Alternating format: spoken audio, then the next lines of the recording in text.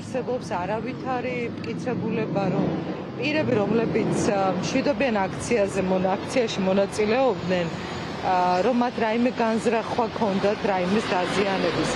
ანდრო ჭიჭინაძის მაგალითზე სასამართლოს დღეს უამბობდი, რომ ერთის მხრივ არ არის არაფერი, რაც ადასტურებს დანაშაულებრივ ქმედებას და უფრო მეტიც მის წინააღმდეგ იყო ჩადენილი დანაშაული, მას ჰქონდა დაზიანება მიღებული. ისევე როგორც უფრო მძიმე დაზიანებები ჰქონდათ აქციის სხვა მონაწილეებს, ჟურნალისტებს, აქტივისტებს მიღებული და არავინ არ დასჯილა, არავის პასუხისმგებლობა არ აუღია. ანდრო ჭიჭინაძის ვიდეოები წარმოადგენთ, სადაც ჩანს ის მოქალაქეებს როგორ გადაეფარა, როგორ იცავს მათ. არ ვიცი, სხვა არგუმენტი უბრალოდ არ არსებობს. რითი შეიძლება მოსამართლე შეექმნა სხვა მეტი კარი საფუძველი, რომ თქვას, რომ უდანაშაულოები არის. არ დადასტურდა ორგანიზებული ჯგუფური ძალადობა.